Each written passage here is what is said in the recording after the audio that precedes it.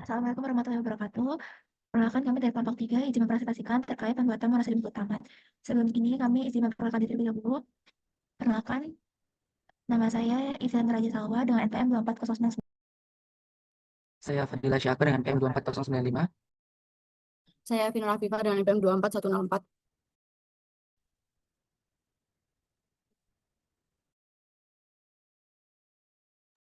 Perkenalkan saya Muhammad Yafi Aktif Firmansyah dengan NPM 24123.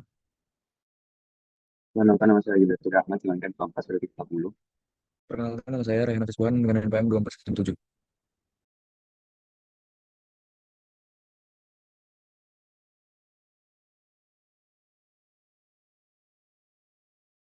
Baik, di sini dari kelompok 3 memilih monas ribu tamat atau MSG yang merupakan senyawa turunan dari asam amino yang berbentuk natrium. Senyawa ini bisa digunakan sebagai penyedap rasa di beberapa industri makanan.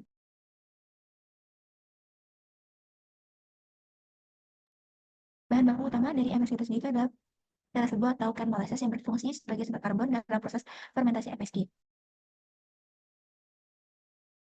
Berikut merupakan dok flow diagram dari MSG itu sendiri. Yang pertama, tetes tebu yang merupakan sumber karbon akan melalui proses treatment di mana nanti pada proses treatment ini tetes tebu akan mengalami proses pengendapan mineral-mineral yang sekiranya tidak dibutuhkan. Pengendapan ini akan disebabkan oleh campuran H2SO4. Nantinya mineral-mineral itu akan terbentuk menjadi endapan SO4 yang akan terbang dalam limbah. Kemudian dari proses treatment ini juga akan ditambahkan growth factor atau media penambah atau makanan untuk mikrobanya nanti. Selanjutnya akan melalui proses sterilisasi di mana pada proses ini nantinya bakteri-bakteri atau mikroba yang sekiranya tidak dibutuhkan akan mati pada suhu yang sudah ditetapkan. Selanjutnya ada fermentasi. Pada fermentasi ini nanti akan diberikan bakteri yang digunakan pada proses fermentasi sendiri. Di sini juga ada seed yang merupakan rumah atau indukan dari bakteri sendiri. Nah, di fermentasi juga ditambahkan urea. Urea di sini juga sebagai salah satu sumber makanan yang akan digunakan pada proses fermentasi. Nantinya urea itu sendiri juga sebelum itu akan mengalami proses sterilisasi untuk membunuh bakteri-bakteri yang sekiranya akan mengganggu proses fermentasi. Selanjutnya adalah pada reaktor. Nah, pada reaktor ini, pada fermentasi sebelumnya itu terbentuk asam glutamat, di mana asam glutamat ini dibawa ke reaktor untuk direaksikan dengan hidrogen. Hidrogen ini berfungsi untuk membuat kristal, di mana kristal tersebut merupakan kristal MSG, tapi kristal tersebut masih belum terbentuk kristal sempurna. Kemudian asam glutamat tersebut dievaporasi pada evaporator dan dengan tujuan untuk mengevaporasi kandungan air sehingga mendapatkan kandungan asam glutamat yang lebih murni. Kemudian masuk pada kristalisasi, yaitu pembuatan kristal MSG yang lebih sempurna, yaitu dengan cara didinginkan, dipanaskan, kemudian didinginkan kembali. Setelah itu pada proses pengeringan untuk menghilangkan kadar air. Setelah itu proses pengayakan untuk mensortir ukuran kristal MSG sesuai dengan standar dan pada pengemasan untuk proses yang paling akhir. Jadi di sini izin menjelaskan terkait PFD. Jadi di sini itu kami mempunyai tiga bahan utama yang dimana yakni ada urea di pada tangki yang atas, pada bangunan yang atas atau storage room. Nah, jadi di situ itu ada tangki tempat penyimpanan urea. Nah, dan di bawahnya itu ada molase tebu. Nah, di molase tebu di situ itu sebagai bahan utama dari pembuatan MSG ini. Nah, di bawahnya itu ada growth factor atau yang membantu pertumbuhan dari Brevibacterium yang ada di dalam molasses tebu. Nah, jadi eh, pada prosesnya yang pertama ada molasses tebu itu dipompa menuju ke arah centrifuge. Nah, di centrifuge itu nanti dia centrifuge itu yang dimana prinsip kerjanya itu dia memutar ya, berputar yang dimana nanti dari padatannya itu nanti dia bakalan menempel ke dinding-dinding yang ada di centrifuge. Nah, jadi nanti yang padatan itu bakalan langsung menuju ke unit pengolahan limbah. Nah, karena tidak semua dari molase tebu itu bisa dipakai. Nah, yang di growth factor itu dia perlu di mix dengan air terlebih dahulu di dalam mixer. Nah, di dalam mixer itu terjadi pelarutan dari growth factor tersebut untuk nantinya dicampurkan dengan molasses tebu di mixer selanjutnya. Nah, di sini itu pada molasses tebu itu menggunakan pompa rotari dikarenakan viskositas dari molasses tebu yang cukup tinggi. Nah, untuk yang di growth factor itu masih menggunakan pompa centrifuge dikarenakan viskositasnya yang rendah. Nah, setelah itu mencampurkan molasses tebu dengan growth factor. Di sini bertujuan untuk menumbuhkan bakteri-bakteri yang ada di molasses tebu untuk membantu pertumbuhan bakterinya. Nah, di mixer ini juga terjadi molasses treatment yang dimana eh, mola- bakteri-bakteri dari molasses yang ada di molasses seperti Brevibacterium, Micrococcus itu nanti bakalan tumbuh di molasses treatment ini. Nah, setelah itu lanjut ke sterilisasi. Nah, di sterilisasi ini kami menggunakan alat heat sterilizer. Nah, di sterilisasi ini bertujuan untuk membunuh spora-spora yang tidak dibutuhkan pada proses proses pembuatan MSG kali ini. Jadi di sterilizer itu nanti bakalan dibunuh spora-spora yang tidak dibutuhkan. Nah, di situ itu eh, suhunya ada di 121 derajat. Nah, setelah keluar dari sterilisasi itu bakalan langsung masuk ke cooler. Nah, di cooler ini kita menggunakan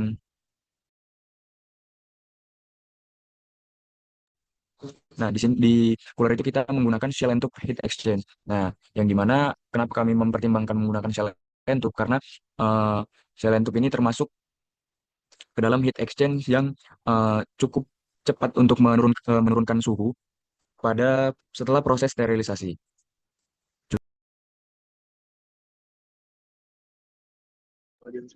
Izin melanjutkan untuk prinsip dari share and talk sendiri. Kenapa kami memilih share and talk? Dikarenakan yang dijelaskan teman saya tadi, untuk menurunkan suhu dari suhu tinggi ke rendah, share and talk sangat optimal dalam penurunan suhu.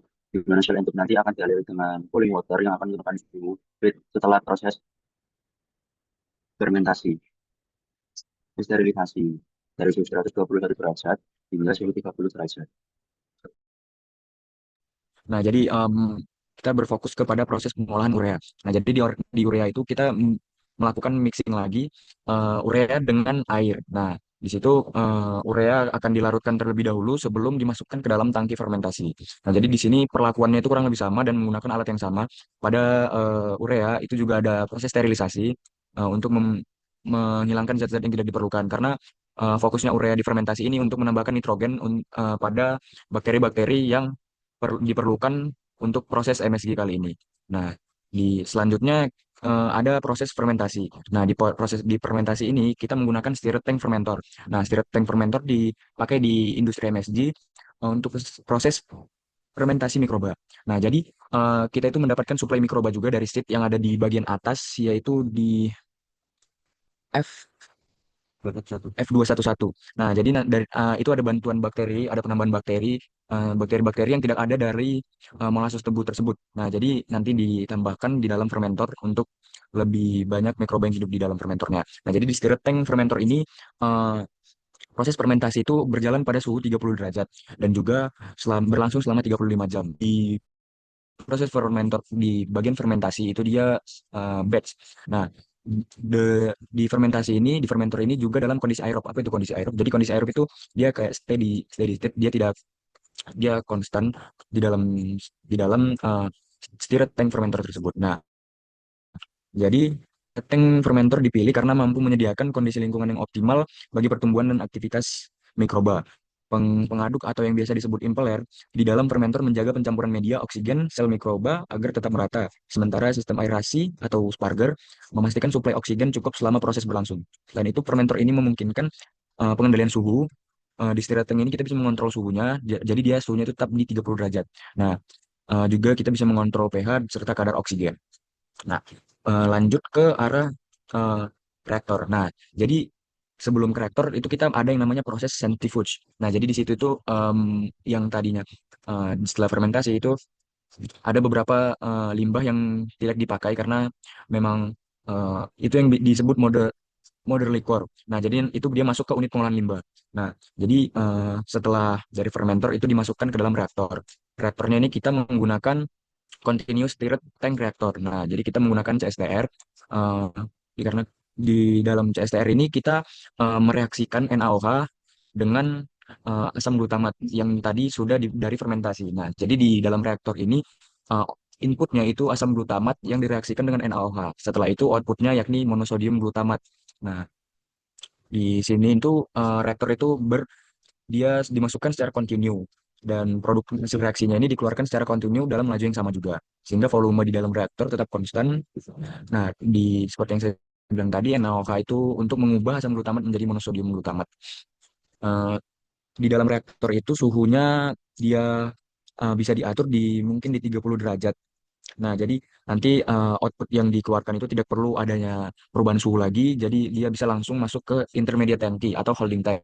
Nah, jadi di holding tank ini untuk memudahkan dari evaporator, agar evaporatornya itu tidak uh, hidup mati atau dia tidak kerja tidak secara langsung semuanya, tidak secara atau bisa dibuat secara kontinu. Jadi nanti yang di holding tank pada F F312 itu holding tank yang dimana itu sebelum evaporator. Nah, nanti di situ itu menjadi tangki penyimpanan atau storage untuk evaporatornya bekerja secara kontinu.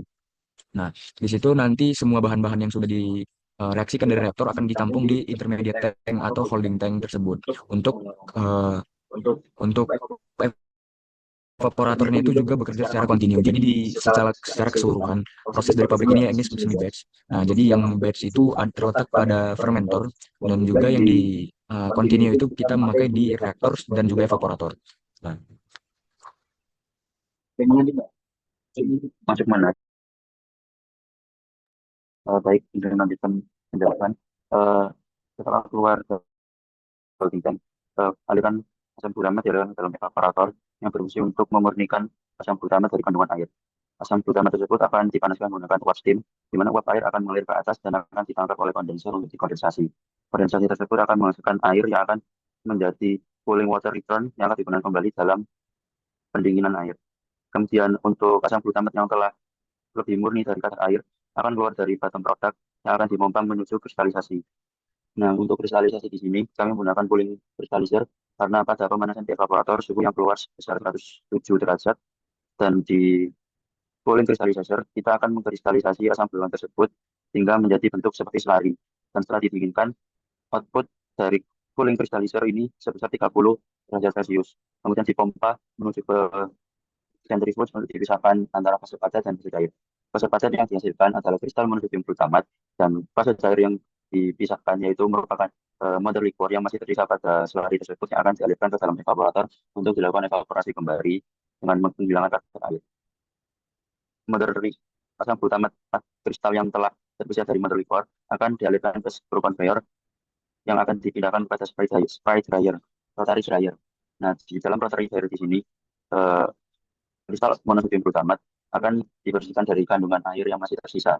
Nah, untuk menghilangkan kadar air sendiri di sini kita menggunakan uap panas yang berasal dari boiler dibawa dengan kode G331 yang akan difilter terlebih dahulu agar uap tersebut lebih bersih dan akan dilakukan pertukaran panas dengan fine heat exchanger yang akan menghasilkan uap steam panas yang digunakan untuk menghilangkan kadar air pada rotary dryer. Nah, setelah kristal dari monosodium glutamat tersebut bisa dikatakan lebih murni dari kandungan air, monosodium glutamat tersebut akan dialirkan ke cooling screw conveyor. Nah, di dalam screw conveyor ini terdapat cooling juga untuk pendinginan dari yang awalnya suhunya 100, yang awal suhunya 86 derajat Celcius diturunkan menjadi 30 derajat Celcius dan kemudian dialirkan ke dalam boiler.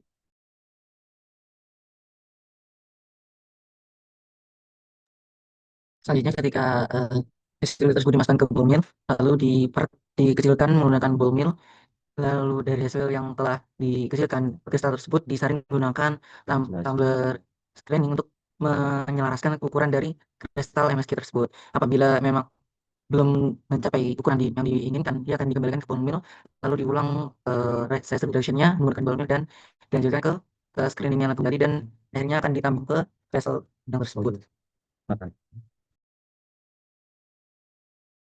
Oke, selanjutnya eh, dari saya menjelaskan tentang fungsi-fungsi dan alasan dari setiap alat. Yang pertama yaitu ada 3 tangki penampungan yang tadi sudah dijelaskan oleh teman saya, yang dimana tangki penampungan ini itu berfungsi untuk menampung dari bahan-bahan kimia yang akan digunakan. Nah, di tangki penampungan ini itu bertujuan untuk mencegah agar bahan-bahan tersebut tidak terkontaminasi oleh keadaan luar. Nah, selanjutnya pada tangki urea itu pada tangki pertama itu ada belt conveyor yang dimana belt conveyor sendiri itu bekerja dengan motor yang diberi sabuk, yaitu beltnya itu yang digerakkan oleh motor dari perpindahan suatu titik ke titik yang lain untuk memindahkan produk atau bahan baku dari tangki ke proses selanjutnya. Setelah di belt conveyor selanjutnya itu ada bucket elevator yang dimana bucket elevator ini itu untuk memindahkan bahan atau memindahkan bahan baku eh, ke tempat yang lebih tinggi menggunakan bucket eh, yang dimana bucket elevator ini bertujuan untuk memindahkan bahan tersebut ke proses selanjutnya yang dimana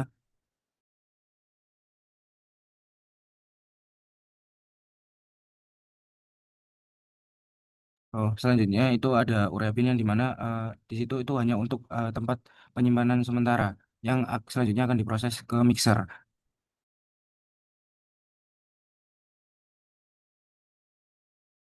dari mixer sendiri itu akan menyampurkan dari pin yang ada di urea tersebut dengan air. Yang selanjutnya itu ada proses yang selanjutnya itu ada pompa centrifuge yang dimana pompa tersebut itu bertujuan untuk eh, menyedot dari hasil mixing tersebut ke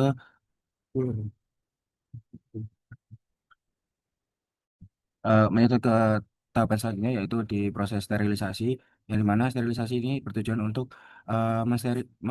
menfermentasi dari bahan-bahan tersebut. Jadi di sini itu seperti yang saya jelaskan tadi itu bagian di F160 itu untuk mensterilisasi. Jadi urea yang telah dilarutkan dengan air tadi itu akan disterilisasi terlebih dahulu sebelum masuk ke dalam fermentor. Karena semua yang masuk fermentor harus disterilisasi terlebih dahulu agar bakteri-bakteri yang ada di fermentor itu tidak mati. Nah, jadi disterilisasi dengan sampai suhu 121 derajat dan digunakan dengan cooler itu diturunkan suhunya sampai 30 derajat.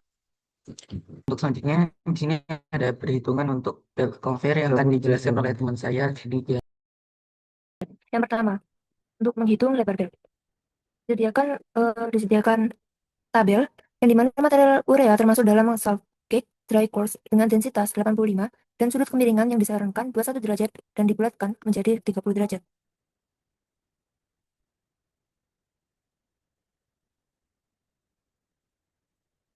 Kemudian ada perhitungan bel conveyor yang digunakan float bel dengan lebar 30 inch dengan sudut 30 derajat dan maksimal angkutan 116,8 ton per jam sesuai yang ada di dalam tabel. Dan digunakan bel 30 inch untuk mengangkut 400 ton per jam. Perhitungan bel conveyor selanjutnya adalah panjang belt yang diketahui dari perhitungan sin konstan dari panjang conveyor yaitu 400 per 100 per cos 10 derajat yang dimana panjang conveyor sama dengan 406 feet. Ketinggian conveyor diketahui dari 400 kali tar 10 derajat. Ketinggian conveyor diketahui 71 feet.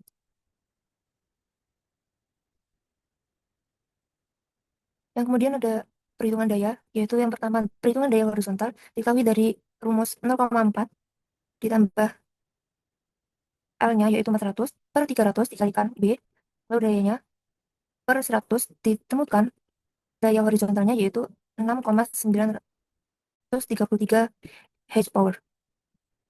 Yang kemudian didapatkan daya vertikalnya yaitu 0,001 dikalikan H-nya yang tadi sudah diketahui yaitu 71 dikalikan 400 diketahui daya vertikalnya yaitu 28,4 H-power.